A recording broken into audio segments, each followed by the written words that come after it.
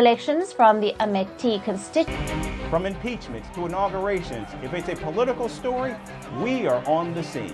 The race for the White House is heating up. We're beating Biden. How dare he say that? If it's breaking news, we're live with the latest coverage. From the White House, the State Department, and Capitol Hill, we know the issues, but above all, we know the players to bring you the latest in-depth analysis on all the key stories that we're covering.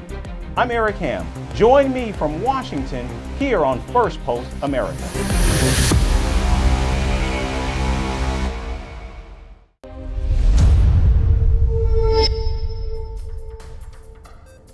Hello and welcome to Firstpost America, your global pit stop for the latest news and headlines from the United States and around the world. I'm Eric Ham, coming to you live from the nation's capital in Washington, D.C. We'll get you a roundup of all the day's top stories, but first, let's take a look at the headlines. Clashes erupt between pro-Palestinian protesters and police officials at the University of California's Irvine campus.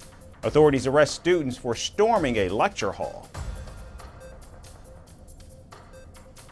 Ukrainian President Volodymyr Zelensky says the situation in Kharkiv remains extremely difficult as Russian troops advance towards multiple towns in Ukraine's northeast region. Slovakia's officials say Prime Minister Robert Fico's condition remains very serious but stable after he was shot multiple times in an assassination attempt just yesterday. Armenia and Azerbaijan agreed to a deal on disputed sections of their shared border. This includes the return of 4 villages to Azerbaijan, which were seized by Armenia back in the 1990s. And a South Korean court rejects a request by striking doctors to stop government reforms. Thousands of medics stopped working on the 20th of February to protest the government's plan to hire more doctors.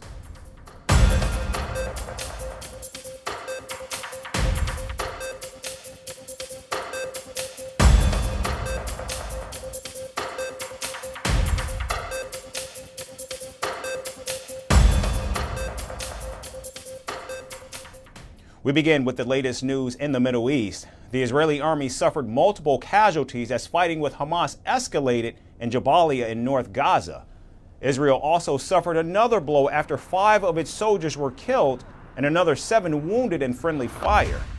Meanwhile, fierce fighting continues in southern Gaza, particularly in the city of Rafah. Now, as Israeli troops fight on the ground, a major political battle has erupted in Israel's war cabinet. In a nationally televised address, Israel's Defence Minister Yoav Gallant has openly called out Prime Minister Benjamin Netanyahu, questioning his plans in Gaza. The Defense Minister says that he's been raising the issue of post-war Gaza since October, but Prime Minister Netanyahu has failed to provide an answer. Military rule in Gaza would become the main security and military effort of the State of Israel over the coming years, at the expense of other arenas. The price paid would be bloodshed and lots of victims, without purpose as well as a heavy economic price. I must reiterate, I will not agree to the establishment of Israeli military rule in Gaza. Israel cannot establish civilian rule in Gaza. The defense minister has asked for assurances from Netanyahu that Israel will not use its military to oversee operations in Gaza during a post-war transition. I call on Prime Minister Benjamin Netanyahu to make a decision and declare that Israel will not rule over civilian affairs in Gaza. There won't be Israeli military rule in Gaza, and an alternative leadership to Hamas in the Gaza Strip will be advanced immediately. It is our duty and responsibility to lead our country to a better place, here, right now. It's on our watch. Prime Minister Netanyahu has responded by saying that he was not ready to hand Gaza back to Hamas. The Israeli Prime Minister also said that Hamas has to be eliminated as the Palestinian group will not allow any other civilian administration to oversee the management in Gaza. Until it is clear that Hamas does not control Gaza militarily, nobody will be prepared to take upon himself the civil management of Gaza out of fear for their lives. Therefore, all the talk about the day after, while Hamas remains intact, will remain mere words devoid of content. Contrary to what is being claimed, for months we have been engaged in various efforts to resolve this complex problem. Some of the efforts are covert, and it is good that this is so. This is one of the objectives of the war that we have defined, and we are determined to achieve it as well. Defense Minister Gallant has flagged concerns about indecision in the war cabinet, adding that any further delay on Gaza would only cause more Israeli casualties as the war drags on, despite Hamas being reduced to an insignificant size. And it's not just the defense minister that's pushing back. War Cabinet Minister Benny Gantz has also come out in support of the defense minister, calling Gallant truthful. And in a major move to sidestep Prime Minister Netanyahu, Benny Gantz spoke to U.S. Senator Lindsey Graham and President Joe Biden's National Security Advisor Jake Sullivan in a bid to reset Israel-U.S. ties. Prime Minister Netanyahu finds himself in an unenviable position, fighting Hamas on the ground and facing stiff opposition from global allies and domestic leaders. Netanyahu remains defiant, but cracks are beginning to show, and his cabinet is in fact splintering. With each passing day, support for the Israeli offensive wanes. Clearly, time is not on the side of Netanyahu. And staying in the Middle East, Hamas isn't the only group that Israel is fighting. Lebanon-based Hezbollah says it launched more than 60 rockets targeting military positions in Israel. The attack was carried out in retaliation to an Israeli airstrike that killed one of Hezbollah's senior commanders. On Tuesday, Israeli Defense Forces eliminated Hezbollah's field commander Hussein Maki in an airstrike. Now, Maki was a seasoned fighter who managed Hezbollah's operations in southern Lebanon. The Israeli military said that the Hezbollah commander was responsible for attacks against Israeli civilians since the start of the war in Gaza last year. Israel says its strike was in response to an anti-tank guided missile attack which killed 5 Israeli soldiers and a civilian on Tuesday morning.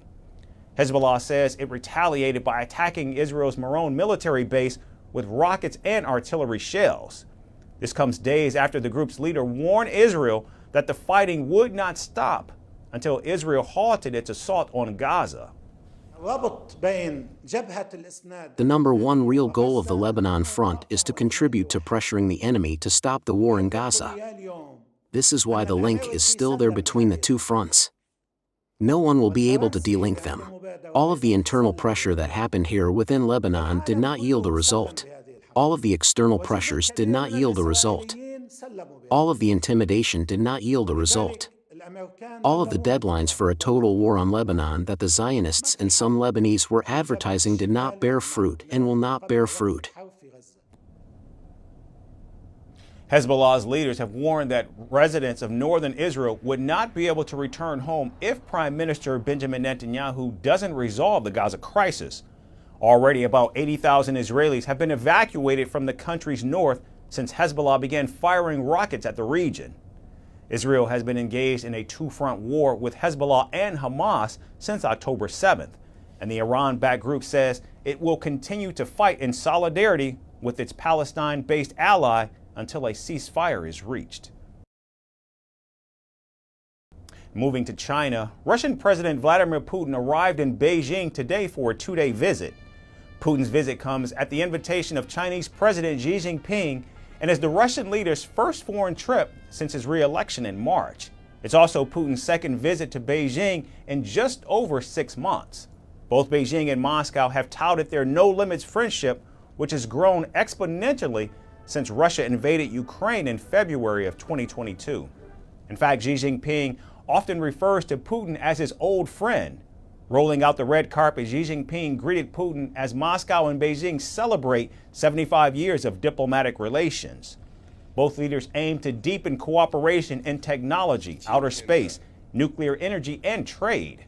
In fact, Xi Jinping agreed to strengthen bilateral ties and work with Russia to resolve regional and global conflicts, including the ongoing war in Ukraine. Today's China-Russia relationship is hard-won and deserves to be cherished and cared for by both sides. The stable development of China-Russia relations is not only in line with the fundamental interests of both countries and their peoples, but also conducive to regional and even global peace, stability, and prosperity. Putin says that despite attempts by other nations to drive a wedge between Russia and China, bilateral relations have thrived in recent years. Russia and China are truly united by the common goals of national development and ensuring joint prosperity on the principles of mutual respect, good neighborliness, and mutual benefit. It has already been said that over the past 5 years, despite the consequences of the pandemic and despite some actions aimed at restraining our development, some actions on the part of third countries, trade turnover between Russia and China is increasing at a good pace. Now, Putin's visit to China comes after Moscow launched a major offensive in Ukraine in the northeastern region of Kharkiv. Russian troops have captured at least 7 towns as Ukrainian troops retreat, facing a shortage in manpower and ammunition. Over the last 2 years, Russia has managed to keep its economy afloat despite Western sanctions, all thanks to China. Beijing has increasingly become Moscow's lifeline to support Putin's war chest as bilateral trade reaches almost $230 billion, an increasingly thorny issue for the United States. In fact, President Joe Biden and his team have taken several measures against China, including the recent trade tariffs and economic sanctions for aiding Russia's military. China's tight embrace of Russia poses a major challenge, not just in Ukraine, but even in Europe and throughout Asia. This friendship will certainly be put to the test in the weeks and months ahead. And here in the United States, President Joe Biden and former President Donald Trump have agreed to hold 2 presidential debates. The face-offs will take place on June 27th and September 10th. President Biden has also laid out specific criteria for the debates, including silencing the microphone when one candidate speaks, hinting at Donald Trump's disruptive tactics. So how will the showdown between the two play out? Our next report tells you what to expect when the two rivals meet face to face. U.S. President Joe Biden and former President Donald Trump have agreed to participate in 2 televised debates, with the first being on 27th of June and second on 10th of September. The quick agreement came hours after Biden called on Trump to join him in a presidential face-off. The president also took a jibe at his opponent, saying he was free on Wednesdays, a reference to Trump's hush money criminal trial in New York. Donald Trump lost 2 debates to me in 2020. And since then, he hadn't shown up for debate. Now he's acting like he wants to debate me again. Well, make my day, pal. I'll even do it twice. So let's pick the dates, Donald. I hear you're free on Wednesdays. Trump swiftly accepted the proposal and said Biden was the worst debater he ever faced. The former president also proposed a 3rd debate in October, which the Biden campaign declined. This comes as the presumptive Democrat nominee laid out his terms for debating Donald Trump ahead of the November election. So what are Biden's terms and conditions for these debates? First, he has ditched the Presidential Debate Commission, which has been organizing the verbal duels for more than 3 decades. Instead, major news networks will be hosting the face-offs in their studios. Biden's team also wants just 2 debates. There will be no live audience, though Trump believes it is more exciting with a crowd. Biden's team says candidates would take turns answering questions and the non-speaking candidate's microphone would be muted. Because the previous debate between the 2 rivals back in 2020 was marred by frequent interruptions, mostly from Trump's corner. And lastly, the 81-year-old president also wants the debates to last 2 hours, with both rivals being required to stand for the entire duration. Now, Trump and Biden's eagerness to meet head-to-head has also hinted at another dynamic, that both candidates do not want to further legitimize independent candidate Robert F. Kennedy Jr., who appears unlikely to qualify for the next month's debate. Kennedy has accused his opponents of trying to freeze him out, saying that they're afraid he could emerge victorious in the presidential election. The debate in June would take place before both the Republican and Democratic national conventions, which means neither Biden nor Trump would have formally accepted their presidential nominations. Surveys have shown that many Americans do not pay attention to the presidential campaign until September. But this time, the debates in June could influence voters early, setting a new trend in the race for the White House. And finally, in Argentina, where a horrific hate crime against 4 lesbian women has shocked the capital city of Buenos Aires. A man in his 60s set the hotel room of the women on fire using a Molotov cocktail. The brutal act left 3 women dead and 1 woman fighting for her life. Activists are blaming the far-right government for not cracking down on hate crimes against the LGBTQ community. Our final report takes you inside this brutal crime and how the city is responding. In the early hours of May 6th, the peaceful quiet of a neighborhood in Argentina's capital, Buenos Aires, was shattered. The heart-wrenching screams of 4 women pierced the night. They woke everyone up in an instant, and what the people saw were raging flames consuming a hotel. A scene of unimaginable horror. A man in his 60s allegedly threw burning rags into the bedroom being shared by the women. He didn't stop there. He did not let them escape the room. When he saw that his mission neared completion, he fled to the building's rooftop. Then he tried to die by suicide, but was arrested by the police. This is what happened to 4 women in Buenos Aires city. But why were they set on fire by an abhorrent man? Because they identified as lesbians. This wasn't just a hate crime against the queer community. It was an assault on humanity itself. The man allegedly threw a Molotov cocktail in the room, a crude incendiary weapon. Pamela Fabiana Cobas died instantly from severe burns. Her partner, Mercedes Roxana Figuero, succumbed to organ failure with burns on over 90% of her body. Andrea Amarante passed away days later. Sofia Castro-Riglos is clinging to life.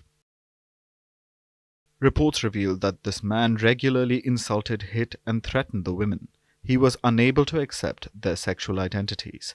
Despite his arrest, he has not yet been charged. Amnesty International demands a thorough investigation into the atrocity. Activists blame Argentina's far-right government for fostering a culture of hate and intolerance. A protest erupted, accusing Javier Milei's government of inciting violence through hate speech. Prominent politicians in Argentina have fueled the flames of violence against the LGBTQ+ community. A 2023 Human Rights Watch report highlighted the global dangers faced by lesbian, bisexual, and queer couples. They are murdered, sexually assaulted, dismembered, and even physically attacked alongside their partners. In 26 countries, including Argentina, same-sex couples fear public displays of affection due to the extreme danger. Lesbian couples struggle even more to find secure housing and safety. This further limits their ability to use the privacy of a home to protect themselves.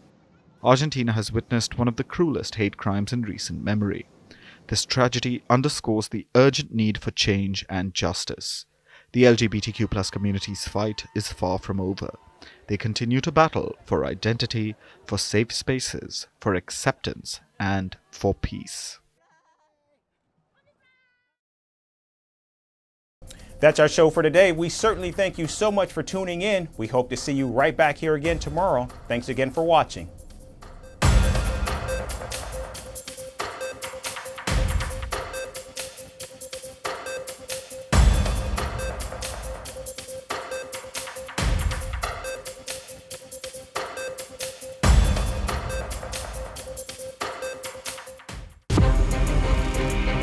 From impeachments to inaugurations, if it's a political story, we are on the scene. The race for the White House is heating up. We're beating Biden. How dare he say that? If it's breaking news, we're live with the latest coverage. From the White House, the State Department, and Capitol Hill, we know the issues, but above all, we know the players to bring you the latest in-depth analysis on all the key stories that we're covering. I'm Eric Ham. Join me from Washington here on Firstpost America.